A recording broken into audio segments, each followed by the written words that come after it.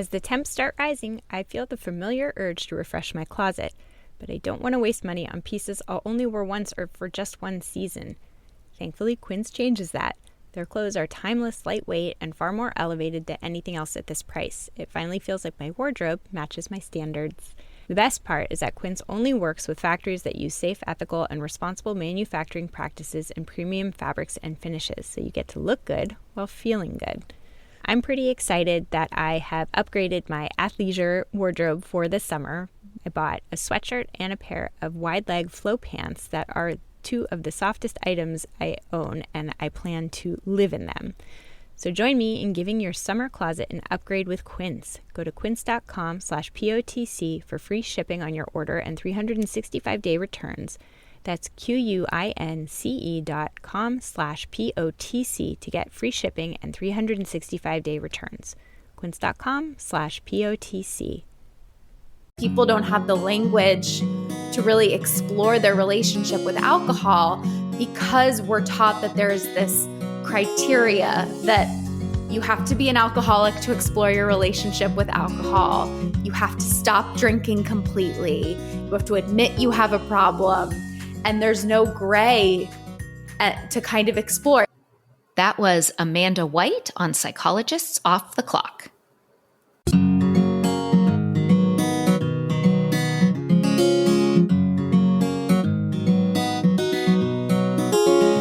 We are three clinical psychologists here to bring you cutting-edge and science-based ideas from psychology to help you flourish in your relationships, work, and health.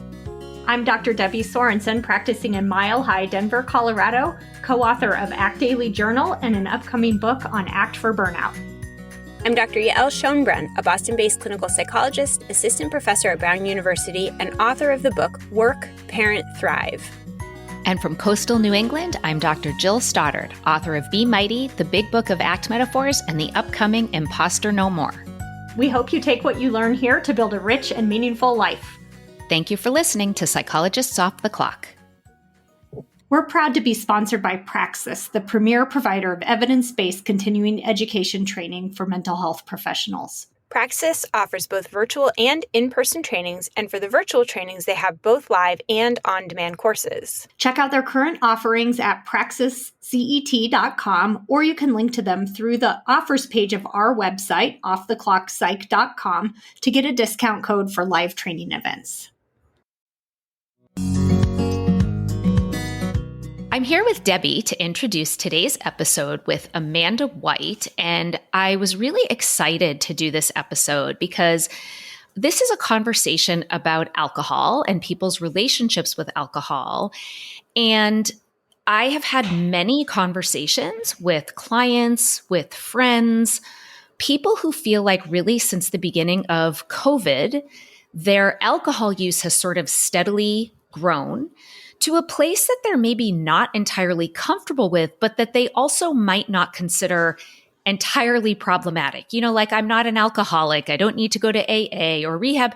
And yet there seems to be this growing sentiment that like maybe we're collectively drinking a little bit too much alcohol and not sure that we want to be doing that. So this is what today's conversation is all about. And so Debbie, I know you've had some similar thoughts, and I'd love to hear what you thought about the episode. Yeah, I mean, first of all, it is an interesting cultural moment. I think there's just, I almost think of it like a day of reckoning around the alcohol, the increase in alcohol that we saw over COVID. I don't know about internationally, but I've read some data on this from here in the US that alcohol consumption has gone up over the last few years. And I think a lot of people are taking a look at that right now. And it's interesting because I was hearing so much of that, you know, in my life, my personal life, friends and family. I myself was, you know, sort of just like, okay, I want to make sure this doesn't become a problem, doesn't become too automatic about a year ago. And then also with clients, whether it's themselves kind of saying, hey, you know, I'm taking a look at this, or maybe someone that they care about. And so I started writing a blog post about this exact thing, like for moderate, maybe social or moderate drinkers who might be wanting to cut back. At the same moment, you had sent me a text, Jill, to me and to Yael as well about, you know, inviting Amanda onto the podcast and her book. And so I just think it's so interesting that it's something that's really happening right now. It's, it's in the water for a lot of people. And yeah, and I think what I appreciated the most about this conversation was it's sort of like nuance and flexibility and like pointing out that there's a problem when we talk strictly in black and white terms, like either you're an alcoholic or you're not. And it makes it really difficult to have a conversation around alcohol. And I think what Amanda gives us in this episode is a way that we can explore what is the function of alcohol use? Like, what is it that it gets us? Because, of course, it gives us something or we wouldn't do it. But also, what are the potential costs? And we can just sort of decide for ourselves by experiencing and experimenting and paying attention. Like, in what ways is this serving me? But in what ways is it maybe costing me? And if it's not costing me, great, nothing to do here. But if it is, maybe I want to consider whether I want a different kind of relationship with alcohol. And maybe I want to have a different kind of relationship with alcohol right now. And even if that's true right now, that can change next week or next month. Like, she really brings a lot of flexibility to this conversation and experience. And I think just getting away from old language and arbitrary rules that just are not helpful for a large portion of the population. Yes, I agree. I think for certain people that a little bit more black and white kind of approach is going to work. It's like, this is a big problem for me. I need to stop completely. I know this about myself. For a lot of people in that more gray area zone, though, I think you could look at it more like a habit that's doing something for you in the short term. I work a lot with stress and burnout in my practice. And I know a lot of times alcohol is in the short term, we have a drink because we're stressed at the end of the day, but then we don't sleep well and we feel worse the next day. And it doesn't help as much as some other things that might be a little harder in the moment, like a good night of sleep or exercise or just taking a break or something like that. But you don't necessarily have to have a big problem with alcohol use for that to be something that's not really working too well for you. And I think that having this conversation that's a little bit more in that gray area, and it's like, well, it really depends on you and your life. To me, that's helpful to a lot of people who might have gotten a little more like defensive around like, well, not me. I don't have a problem with this. I don't need to stop. What are you talking about? So I think this conversation was just super helpful in that way.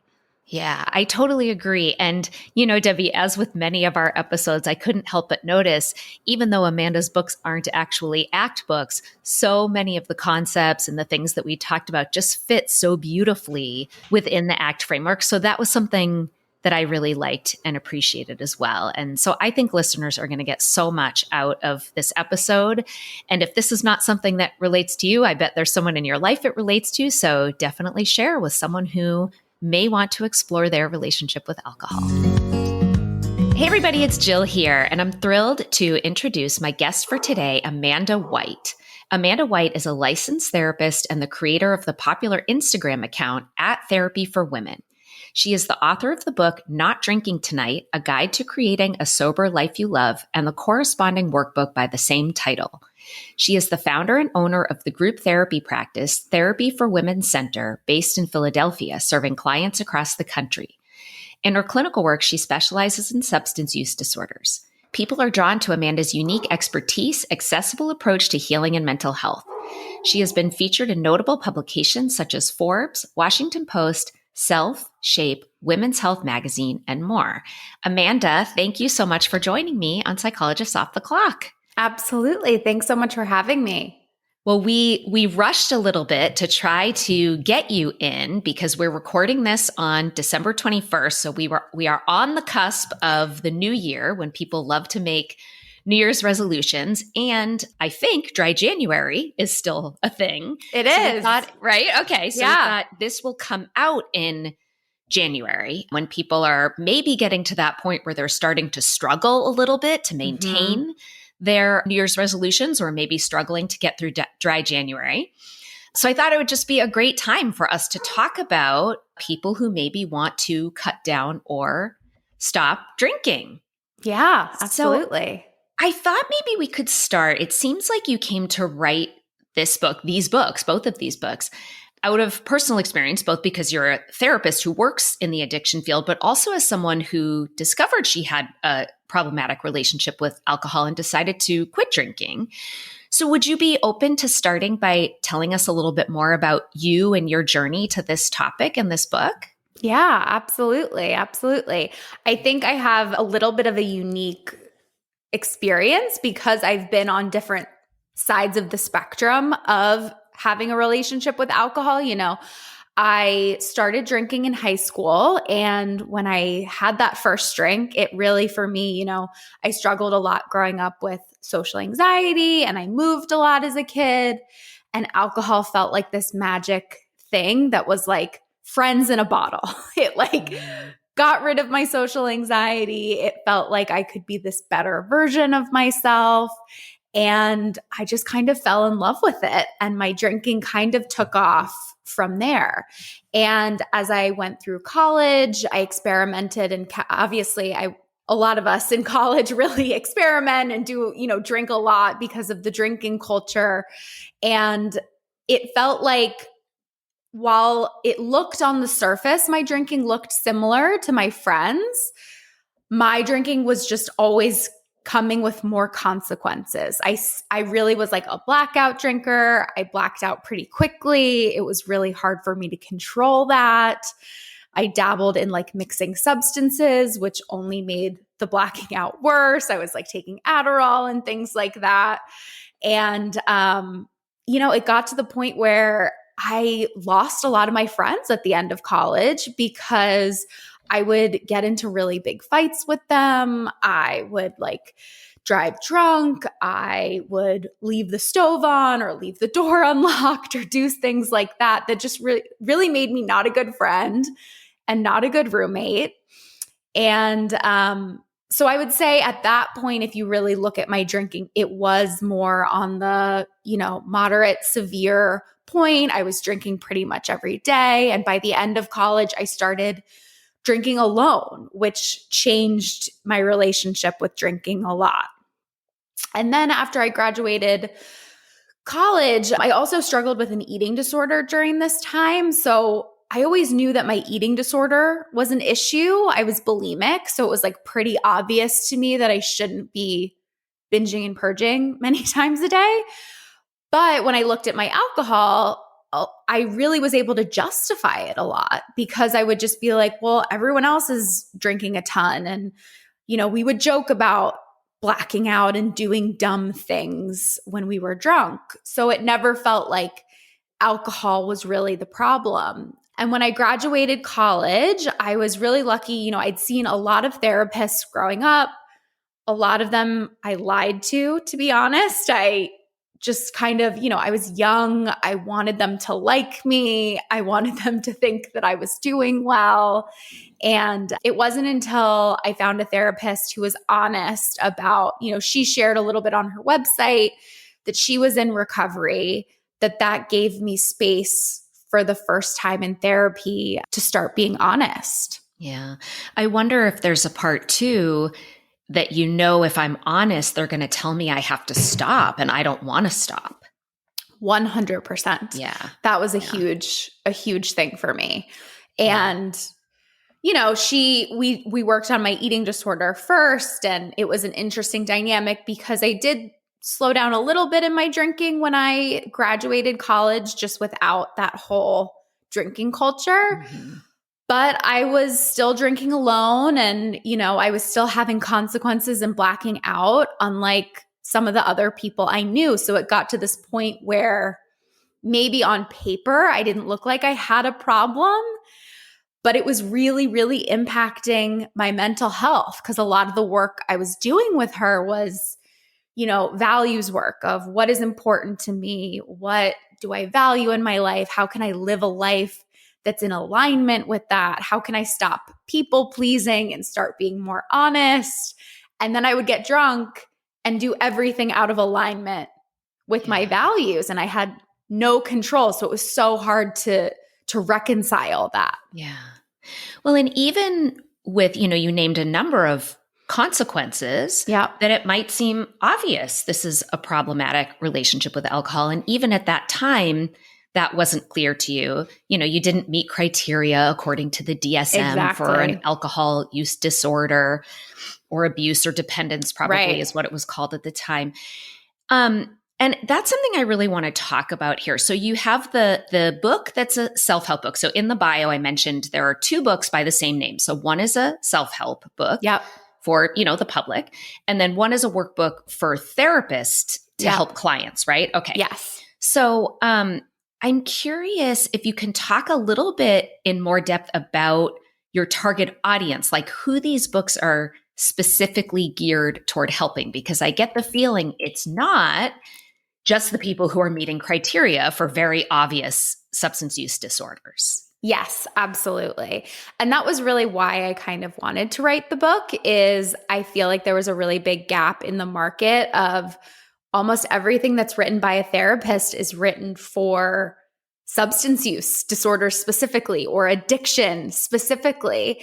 And we leave out such a huge portion of the population. I mean, especially I think about the pandemic and how many more, drinking went way, way up during the pandemic, but people don't have the language to really explore their relationship with alcohol because we're taught that there's this criteria that you have to be an alcoholic to explore your relationship with alcohol. You have to stop drinking completely. You have to admit you have a problem. And there's no gray to kind of explore. It's always like, is drinking bad enough that I have to stop? And instead, what I think the more important question is this good enough to continue? Like, is drinking actually doing what it's promising to me, that it's worth continuing? And what are the costs and benefits of it? Yeah. Well, I love that you bring up the pandemic, because that's actually one of the biggest reasons I wanted to have you on. I know so many people, and I will admit myself included, where drinking just sort of crept up over the course of the pandemic in a way that even without all of the consequences, it still just didn't feel right. Like, it still felt like, I'm just drinking a little more than I'm comfortable with. Mm-hmm. I'm clearly using alcohol to soothe distress. And I don't like that. I don't want that desire to ever turn into a need. But for exactly the reasons you're saying, like, well, I'm not an alcoholic and I'm not having any of these negative consequences, but like also, how do I talk about this? How do I find tools to help me go back? And I imagine for some people, this is still problematic, because when you are doing that for a long period of time, a year and a half, 2 years, it probably gets increasingly difficult to stop, even if you don't consider yourself an addict or have specific physiological dependence or even tolerance. And one of the things I think is special about the books, and that you mentioned there wasn't really a market before this, is you really sort of stay away from the word addiction. And instead, you ask people the question, would your life be better without alcohol? And so the question I had was like, why this question? Yeah. And how does that relate to the term alcoholic, which you've alluded to a little bit already, but can you say a little more about that? Yeah, absolutely. So it was interesting too, when I was doing like the research for the book, I kind of dug into, is there actually a term for alcoholic that is agreed upon in the medical field? And what's really interesting is there is not. If you look it up, there are different terms, like WHO has a different, term for it compared to the American Medical Society. There's no identified really term. And the problem is that term came from Alcoholics Anonymous. So it wasn't really, what's so interesting about the history of it is, right before AA came about, there was no treatment. Doctors were not involved, like therapists didn't even exist really at this point. It was, well, people were thought to be degenerates. I mean, just bad people who weren't worty of treatment if they exactly. It was like, it's choice. Your fault. Yes, right. It was like this choice, and it's a personality, degenerate problem. And people would just, like go to asylums and be locked up. And that was kind of how they dealt with it. So it's interesting because AA did so much, in the early 1900s of paving the way for how we look at this differently and talk about it. But in so doing, because AA was formed before medicine got involved or psychology got involved, they were the ones that created the blueprint, and all of the other fields just kind of jumped on afterwards. So there was, and you've seen the field change too, like you kind of alluded to, is it used to be, when I went to grad school, it was very abuse versus dependence. And how do we figure that out? And now we have created a little more structure with there's 3 different categories of mild, moderate, and severe, but we're still leaving so many people out. And I think the really interesting thing as a therapist is I can talk to people about so many different topics, right? And I can talk to them about their sleep habits or their relationship habits or their work habits. And someone doesn't have to say or admit that they have insomnia for us to talk about how maybe their sleep habits are not healthy. But somehow with alcohol, we've decided they have to admit that they are an alcoholic, that they have a problem before they will even talk to us about it. And I just feel like that's the wrong question, and it shuts people off from being able to genuinely explore it, or even, we can help and learn coping skills for our emotions even while we're still drinking. There's a lot of work that can be done at the same time. Well, and especially if somebody isn't in that place, such a confrontational strategy. I can think of someone who I'm close to who went for a mental health appointment and was sort of like accused of being a problem drinker. I mean, it was very confrontational. And I think she would have been totally open to hearing it if the style had been a little different, but it felt so unsafe that she was like, bye, it was one session. And then she went to go talk to somebody else because that strategy is just not, it just wasn't effective, especially when that was not the reason she was going. And so she also felt really unheard. Yeah. I want to talk about depression and anxiety, and you're like attacking me and my drinking issues. And that's like not why I'm here, Right. Well, it's really interesting too, because when I graduated with my master's degree, I went and I worked at a traditional rehab for a number of years before I got my license. And it's really taught that way, that like people are in denial. You have to break them down. You have to make them admit that they have a problem, which again is so antithetical to everything else that we learn. Compassion first, meeting people where they are, listening to their perspective. So when I started my private practice, I had this background, and most of the people that were meeting with me, if they had an issue with alcohol, they didn't meet criteria necessarily for, an alcohol use disorder. They didn't need to go to rehab. And I was stuck with, how do I help these people reevaluate their relationship or change, get curious about it, cut back, maybe take a break, maybe even quit if they don't meet criteria, if they're not interested in AA. And that's really where kind of my work and the book came from, is that was the question I came up with to start asking clients, because I would say, tell me about your relationship with alcohol. And they would say, well, I'm not an alcoholic. And it was like, okay. And normally I think that question people want to shut down the conversation after that. Yeah. And instead it's like, okay, you don't have to call yourself that. What is your relationship with it like though? Would your life be better if you cut back or quit? Yeah. So what do you do when people say, nope, my life wouldn't be better? Like alcohol is a social lubricant. It makes me brave in social situations, all the reasons that people give for why they drink. Well, I think the first thing to acknowledge that a lot of people don't is like, alcohol does serve a purpose in people's lives. And I think that black and white mentality of alcohol is poison and never does anything for anyone is just not true and like kind of ridiculous. Like there's a reason. It works or we wouldn't do it. Exactly. Of course there's a reason. Exactly. And it's especially for someone who drinks, a lot, it's serving an even bigger purpose for them. It's doing something for them in their life. So I'm a really big believer, and we actually have to identify what it's serving, what the role is, because without that, we can't start to think of different skills or replacement tools, or, how they can actually, to me, a lot of times what happens is we start drinking alcohol when we're young and we never actually learn how to make friends, how to deal with our emotions, how to date, how to have hard conversations, how to socialize without alcohol, because we just do it. So it becomes this way that we kind of fit sometimes like ourselves into society, and then we don't have to question whether our life actually works for us, because alcohol kind of smooths the edges of different things.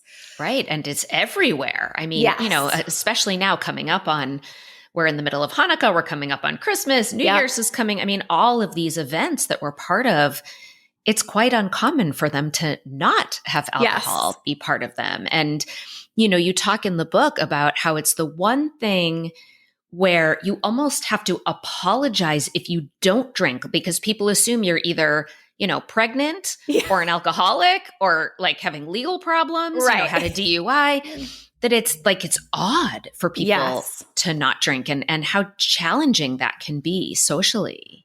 Yeah. So a lot of, in both books, but I spend, I have a whole chapter in both books about socializing and how to handle that and things like that. And I think because of what you just said, we get very obsessed with having the right reason to tell someone, like the good enough reason that someone will accept why we're not drinking.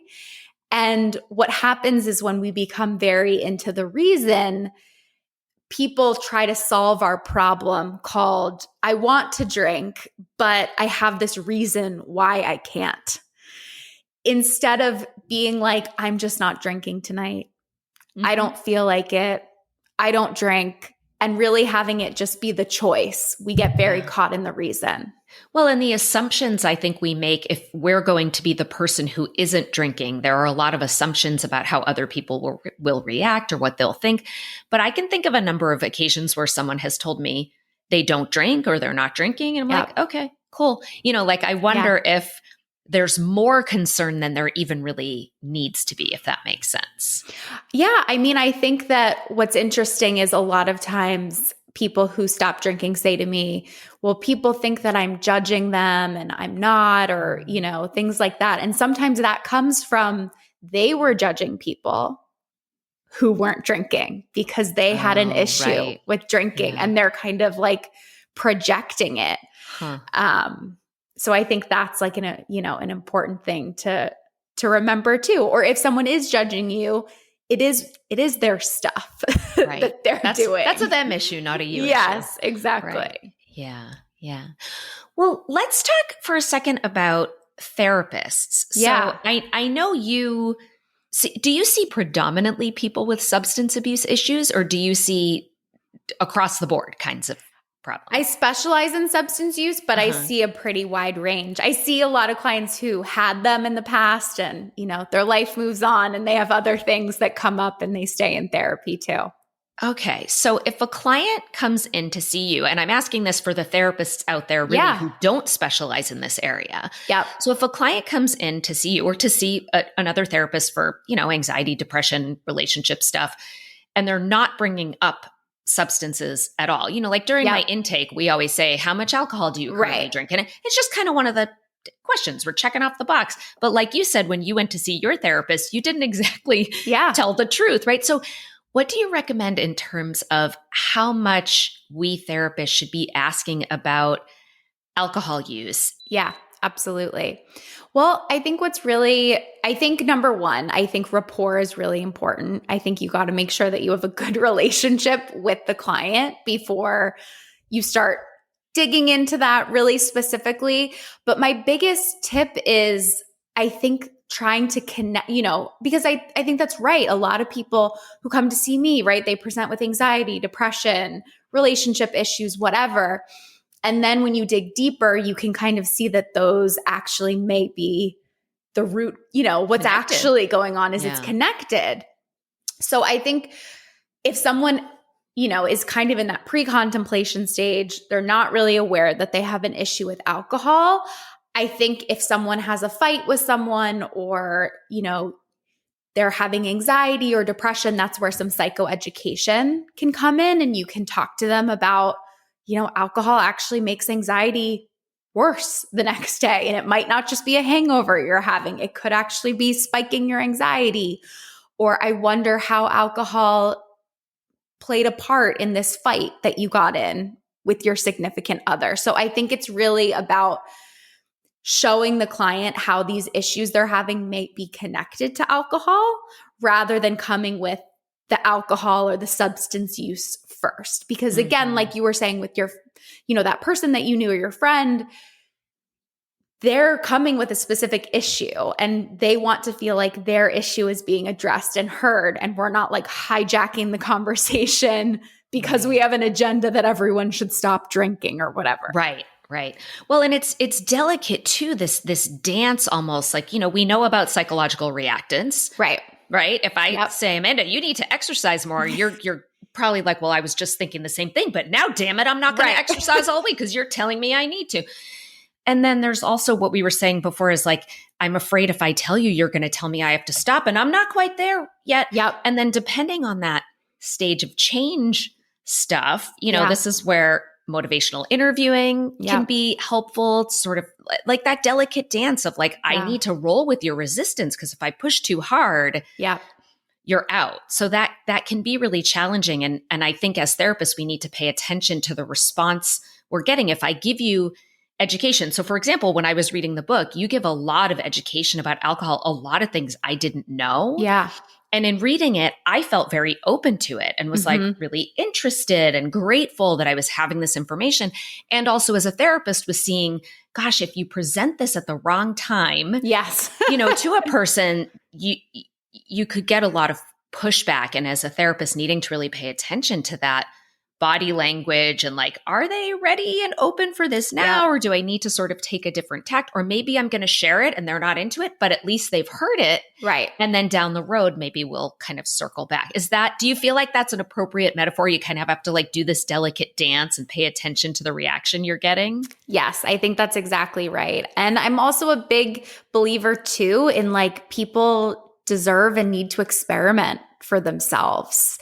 And I think that that's not often the case when we're talking about substance use. It's not something I was taught. I was taught you tell people they're going to die if they keep drinking. And for a lot of people, that's just not true. And I think sometimes there's, like you said, there's more value to someone discovering this for themselves sometimes than us saying that. And I think really as a therapist, like orienting yourself and checking yourself. And I've been surprised before. I mean, I don't drink, I don't moderate because moderation is too difficult for me and is too draining for me.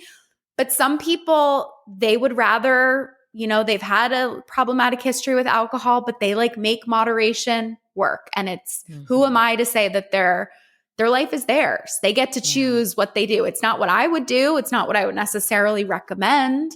But people have a right to explore and try things, and they may need to experiment. And that's why I do talk about in both my books, mindful drinking and moderation and ways people can do it a little bit more safely and, from this harm reduction approach. Yeah. So it's almost like it doesn't have to be this AA, you have to stop drinking cold turkey today and that's it. Yep. You're saying like this can be a process that unfolds over time. And if you want to start with moderation, let's see how that goes for you and base this on your experience, not some set of rigid rules or predictions or assumptions. And it may be that you find you can't moderate in a way that works. And then maybe we try something different, or maybe you can. Is there anything that you have found either through research or in your practice kind of like dictates who might be like a better candidate to try moderation versus somebody who maybe it's pretty clear they're better off being totally abstinent? Yes. And I also I'm really proud of this. In the workbook, I actually have a quiz too that you can give to clients, or you can kind of figure out for yourself as a clinician. And it gives categories of someone who might be able to moderate, someone who probably can't, someone who's very unlikely to. I mean, in my experience, I think of it too as it's like this right? Like addiction or substance use does typically have a pattern over time where it does tend to get worse over time. So that's one thing to really look at. And I have an exercise also in the workbook for like a timeline that can help people understand how their drinking has progressed over time. So I think that's like important data. So yeah, it's kind of like, I think the more severe your consequences have been, often that is a pretty big sign that moderation might not work for you. I think if you've dabbled in or been addicted to harder substances, drugs, other things, if you have a severe trauma history, that is going to make moderation much more difficult, or other mental health issues is going to make moderation more difficult. What about family history?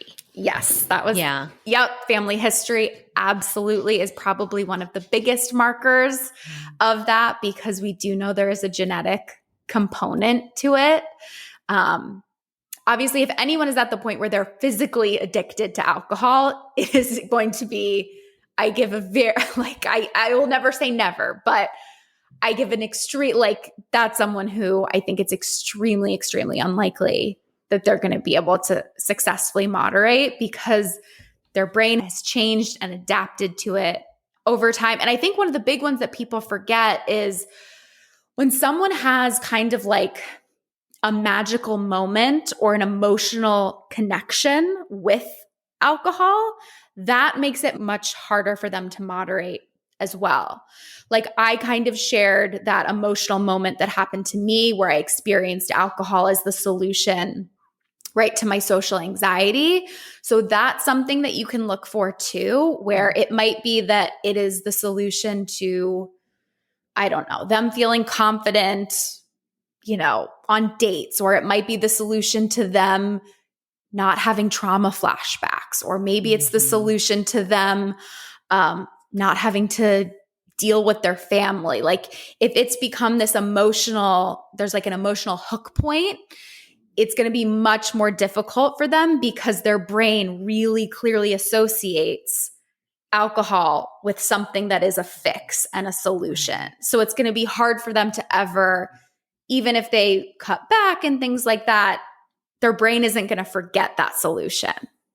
Yeah, that makes so much sense.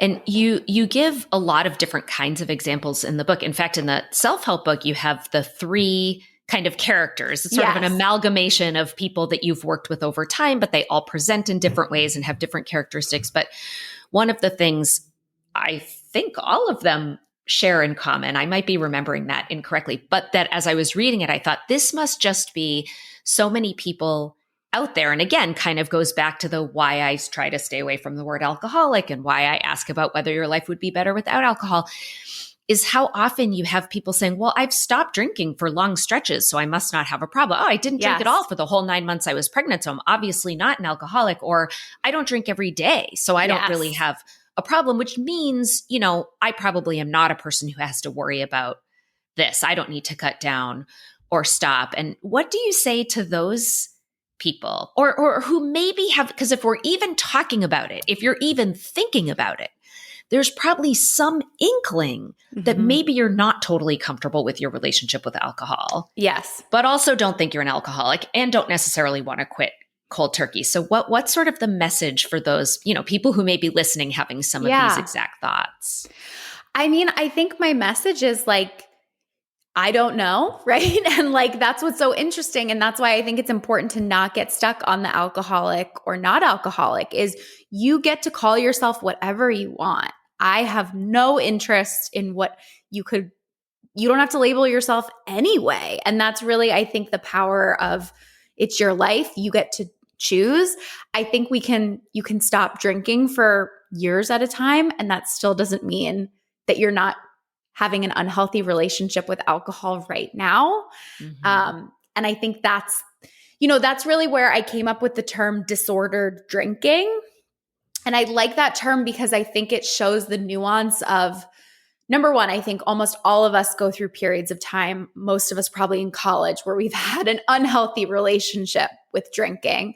Just like we can go through periods of time where we have an unhealthy relationship with work or with friends or family or whatever. And that doesn't mean we will never have a healthy relationship again.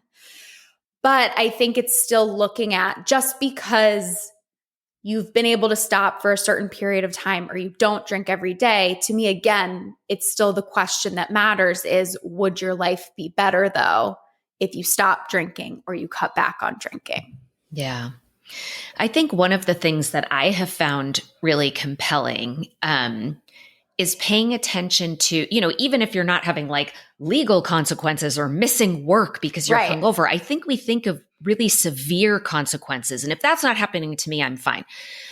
And what I realized once I started paying attention and kind of gathering data for myself, I realized that the nights where I don't drink anything, my sleep is so much better. Yeah. And it's just affected. Even if I just have one glass of wine, my sleep is affected. And then noticing the ways in which good sleep versus not so great sleep would impact how I felt, how I interacted with my kids, because it affected my irritability level. Really seeing those consequences that may not have been major, but matter to me, like you were saying earlier about your values and wanting to live a values consistent life. And I don't want to be grumpy with my kids. And, I want to get a good night's sleep. And so those kinds of like in the moment, could I easily live this way? Yes, absolutely. And still do my job and not go to jail and, not get a DUI or whatever. Right. And yet like those are things that matter to me that I would really like to live in a more healthy way. And that making that connection was really helpful for me anyway. Yeah, I think you're exactly right. I think because we have an idea of who has a problem, what it looks like, we miss those smaller consequences of, do we get into more fights? Are we more irritable? Are we not showing up 100% at work because we're not, we didn't get a good night's sleep? And all of those small things also matter. And I think it's naive to act like those don't matter, where if we took alcohol away, those would be something that someone would be open to talking about probably in therapy. But the second it is connected to alcohol, people can get defensive or shut down. Right. And I think taking that approach of like, well, don't believe me just because I'm telling you it's true. Like, do an experiment is essentially what you're saying. Like, go see. And if this isn't affecting you in a negative way, then there's nothing that needs to be done here, right? If there's no cost to this, then have fun. Yep. Right. That is my exact, that's where I think costs and benefits are really, really important, and everyone's are different. And everyone gets to decide for themselves what's worth it and what's not. And I also think at different points in our lives, certain consequences can be worth it and certain ones aren't as well. Yeah, absolutely. You talk about, you have a whole chapter actually on mindfulness. So how, mindfulness is such a buzzword. It's been kind of like bastardized in Western culture. And so talk to us about how mindfulness practices can be helpful for people who might want to cut down or stop drinking. Well, I think on a basic level, most people, when you're drinking, you're kind of doing it to shut off that part of your brain. You're kind of doing it so that you don't have to be mindful and you can kind of fall into a little bit of numbness. So I think naturally people who kind of struggle with drinking too much are not very mindful. Often alcohol kind of takes us out of our body, and mindfulness is the practice of being present and in our body. And I really think it also becomes the foundation for emotional regulation, communication skills or boundaries, self-care, all of these other things. So I agree with you. I think mindfulness is kind of become such a nebulous word, and it's not meditation. But I think it's just that small practice of, especially if someone drinks a lot, it's they really have to practice being in their body, noticing sensations. Like one of the hardest things often for people who drink a lot is like getting sick or doing something like that, where there's a physical sensation in their body because they're so used to just having that easy way to check out of the present moment. So it can feel really scary, I think, to be in the present moment sometimes. And that's where I think practicing mindfulness, even if someone is still drinking, it's a skill that they can practice at the same time to set themselves up for if they stop or cut back, it'll be easier. Yeah. And I think you point out that, I mean, how often are we doing things just on autopilot? I feel something that I want to feel, and so I drink, or whatever people do to not feel what they don't want to feel. Or even I do this thing to prevent a feeling from coming in the first place. And if you're not aware of what's happening inside your body, I give my clients the example sometimes where I'm not generally a nail biter. Yeah. But maybe once or twice a year, I look down and my fingernails are just gone. And I have no idea where they went. Like I have no memory of biting or peeling my nails. They're just gone. And that's a behavior I'm never going to be able to change if I don't work on being mindful and aware that this thing is happening. And so, it seems like it really is a necessary first step to changing anything. And then you use this NAILR acronym, which I loved. And, in terms of you're talking about the importance of processing emotions, but aptly point out that so many of us are like, okay, yeah, I get that I should do that. But like, how do I do that? So do you want to walk us through that acronym? And of course, the mindfulness is a piece of it, because part of it is the N for NAILR is notice. Right. Exactly. Yeah. So many people don't understand, don't know what to do, want an actual, a step-by-step thing. So that was kind of my solution to that question. So yeah, the N is notice. It's noticing the physiological sensations that are happening in your body. And I think this is so connected to drinking, because if we're talking about mindfulness or relapse prevention, so often people say, I don't even know what happened, but all of a sudden, I had a drink in my hand, or all of a sudden I was drinking and I don't even know what happened. And often it's because their brain has been primed to the second they have their heart rate increases, or their stomach tightens, or their throat gets tight, their go-to response to deal with it is to drink. Yeah, it's just so automatic. Yeah. So yeah, that first part is noticing. And I think also it's like getting comfortable with the sensations that are happening in your body. They're uncomfortable, and people can feel like they're going to die or feel like it's never going to end. And then the next part of NAILR is like that awareness. It's understanding what else is happening in your life. And getting curious, like when we go into like investigating of, what else is happening in your life that may be contributing to this feeling? Do you have a really big project at work due tomorrow? Are you stressed about something you and your partner got into a fight about? Really creating that context so that you can help yourself understand why this is happening and why you might be feeling this way. The labeling, the L, is really important, because there's been a lot of studies done that say that the more specifically we can identify how we feel, the better we're able to take care of ourselves. And I often give the example of, and I'm sure you know this as a parent, when kids are young and they don't have the vocabulary to identify how they're feeling, they aren't going to it shapes how they feel. So if kids only have the word mad instead of frustrated, maybe they're going to be angry and mad more of their life, because they don't have that word to describe frustration or disappointment or something like that. Yeah. And I've been surprised just at how many even adult clients I have that they feel good or they feel bad. And there really is a lack of ability to identify specific emotions. It's a skill that really needs to be honed, especially if it's something that was never taught growing up or modeled. Right. 100%. Yeah. I think there was a study done that said most adults only can name, I think, 5 or 6 emotion words, which is not very many. There are thousands that exist. And then, the final process is kind of like exploring how that feels in your body, exploring what else might be going on, why you're feeling that way, making sure you come up with the right label. And then the final step is like releasing. It's like, like I said, your body has a physiological sensation that comes up when you experience an emotion, and it's like energy, and finding a way to work through that energy and release it, whether that's going for a walk or journaling or talking to someone about it, letting it go through your body and come out so that you fully work through and process that emotion. Yeah.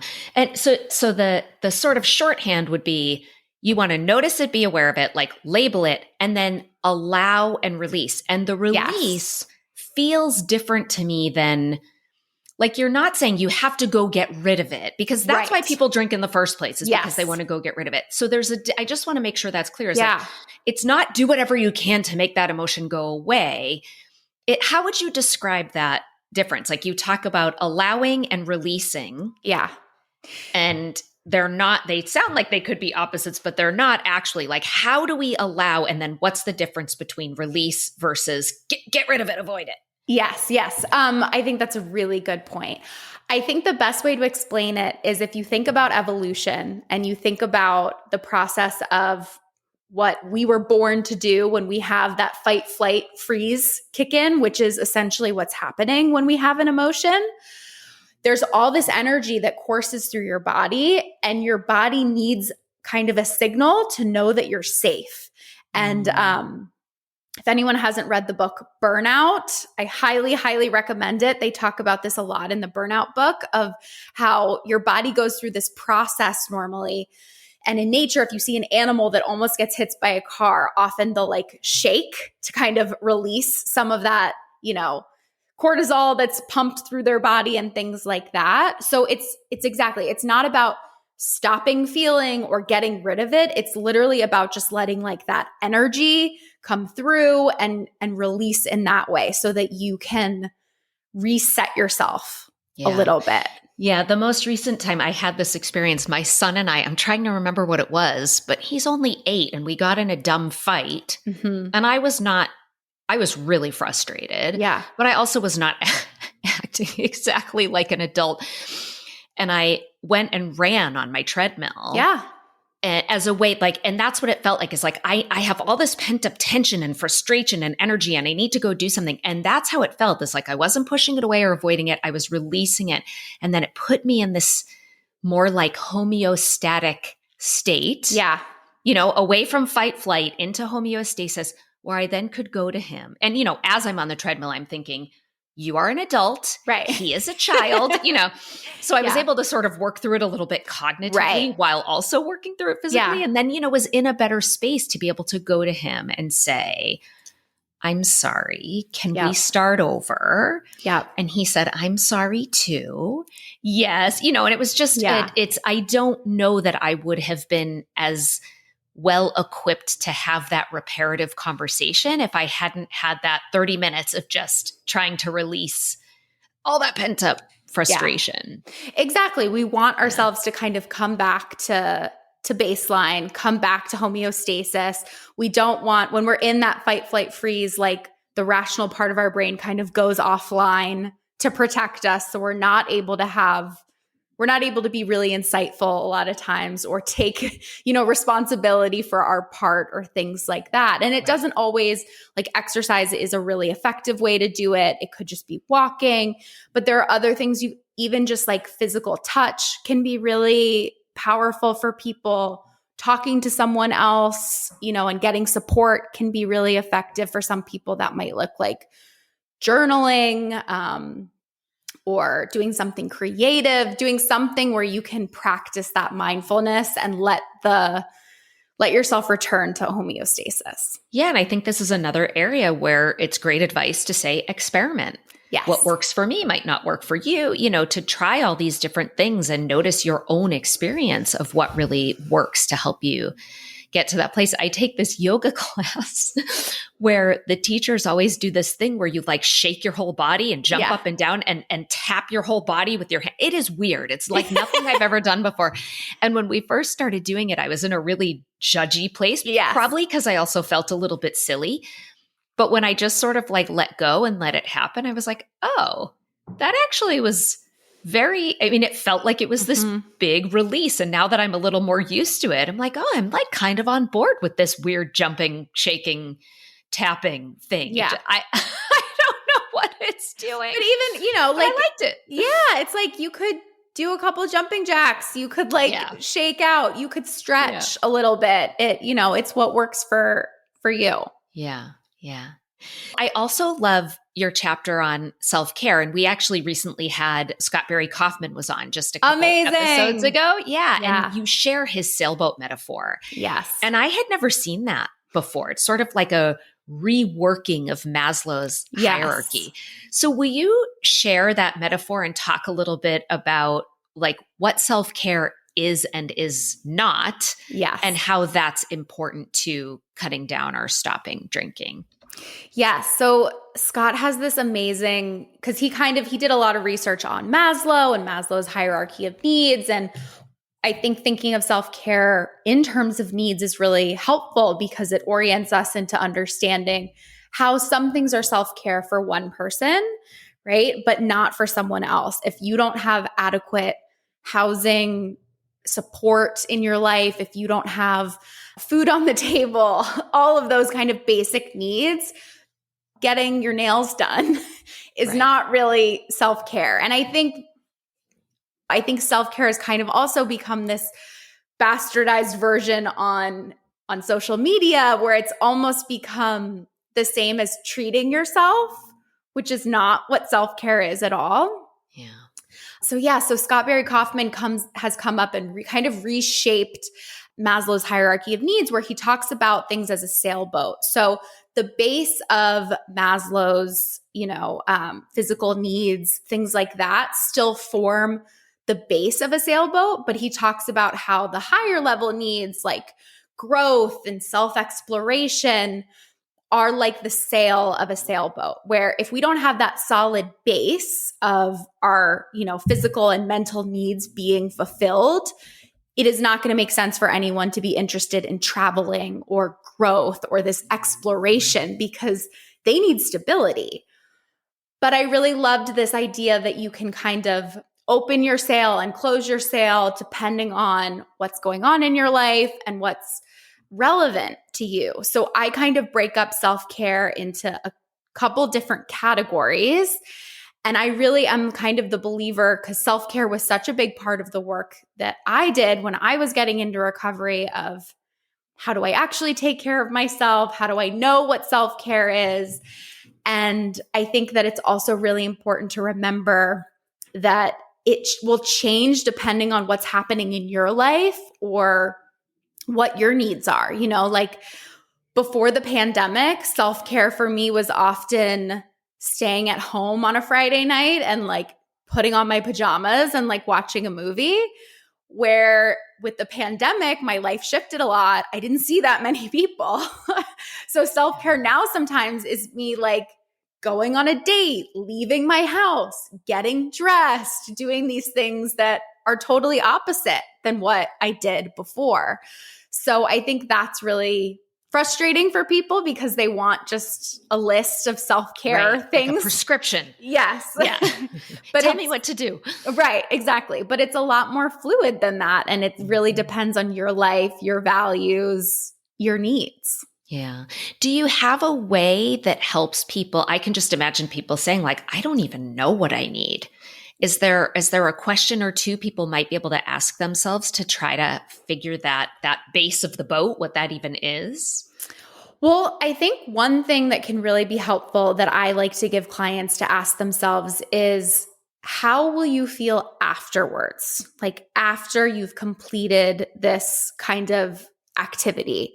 Because I think anxiety can also get in the way, right? Where people say, I'm so anxious going to this event. I don't want to go.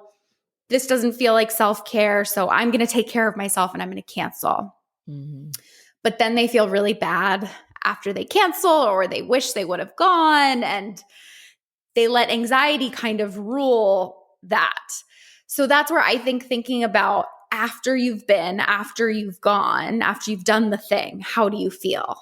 Because if it's like skipping a workout, for example, there are times where I've skipped a workout and it's been because I just like didn't feel like going and I got distracted and I didn't prioritize myself. And then after, the class was over or whatever, I felt bad and I was like, I probably should have gone. That probably wasn't self-care for me to not go.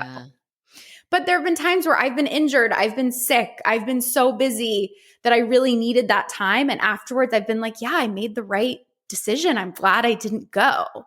So that is, I think, one helpful question that people can ask themselves. I love that. I think that is really great. I've never thought about it in that way. And there's so much flexibility in this because what self-care looks like today is going to be different from what it looks like tomorrow. Yep. And it's not just this list of, 10 things that count as self-care for every person in every context. It's really much more nuanced. I think that's fantastic. Yeah.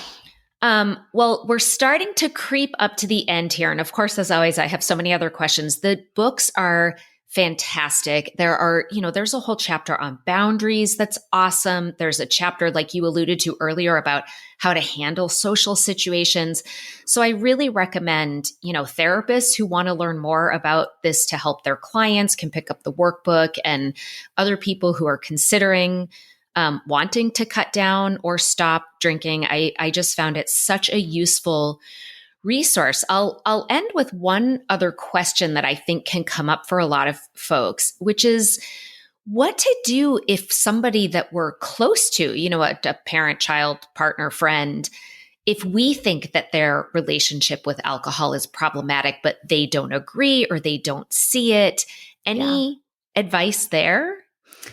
I mean, my advice is, I think it's like anything else. I think you can say that you love them. You can share your concerns. You can say that you care about them. I mean, if it's at a point where they are physically in danger or physically putting you in danger or something like that, I think that's a little bit different of a conversation where they might need, actual help and they might need to go to rehab or something like that. But for the average person, I think it's remembering that, when people ask me that, I ask, how do you get anyone to change? Yeah. We can't really make can't. anyone change. We can share our experience, share our support, offer to help, offer to give them resources, plan things with them that don't involve drinking or things like that. But at the end of the day, it is their life and they're going to have to come to terms with that. Yeah.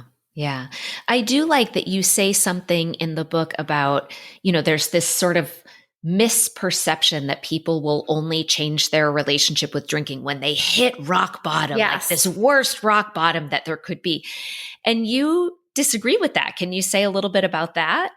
Yeah. I mean, I think that idea is really dangerous because it gets people believing that they should just keep pounding it and just keep going until it's like putting this magic on this moment of rock bottom. It's putting the magic in the circumstances where I think people can hit many rock bottoms through their life. I think people can decide to change for all different kinds of reasons. And I think that if we only say someone has to hit rock bottom and that will make them change, it prevents months or years of time from them being able to explore their relationship with alcohol. And it's easier to stop drinking or cut back, actually, the less long you've been drinking and less consequences that are extreme. The higher your bottom is. Right, exactly. Yeah, so why are we preventing people from exploring, and it's also giving an out because, isn't there really... Couldn't we all always say, well, it could be worse. Right. So this isn't my rock bottom. So that's my excuse to keep drinking. I'm going to wait until, and that bottom may not exist until, death. Right. And that's the problem is you can always come up with a reason of something being worse or someone. Yeah. And then someone can also look at someone else's rock bottom and say, well, at least I'm not there yet. So I'm fine. Right. Where it's really about you and your life and what works for you or doesn't work for you. And your values, like you said before. Yeah. Well, this has been such a useful conversation. Thank you so much for joining me. If people want to find you, find out more about you, where can they connect? Yeah. So you can find me on Instagram at Therapy for Women. You can also check out my website, amandaewhite.com. And if you're interested in therapy in the Philadelphia area, we also have therapists licensed in 22 states across the country. You can check out therapyforwomencenter.com. Fantastic. Well, thank you so much, and happy holidays. Happy New Year. You too. All the best. Thank you. Hey, Psychologist Off the Clock listeners, I'm going to guess that if you are listening to this episode, that you love to geek out about books in psychology. So if you are a fellow book nerd like Yael and I, and all of the people around you are tired of you talking about books, then you can join us once a month to really take a deep dive into the books that we're going to be reading together. So if you want to join us, all you have to do is send an email with the subject heading RSVP to offtheclockpsych@gmail.com, and we'll send you information for upcoming meetings of the book club. We hope to see you there. Thank you for listening to Psychologists Off the Clock.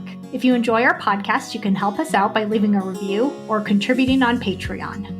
You can get more psychology tips by subscribing to our newsletter, and you can find us wherever you get your podcasts.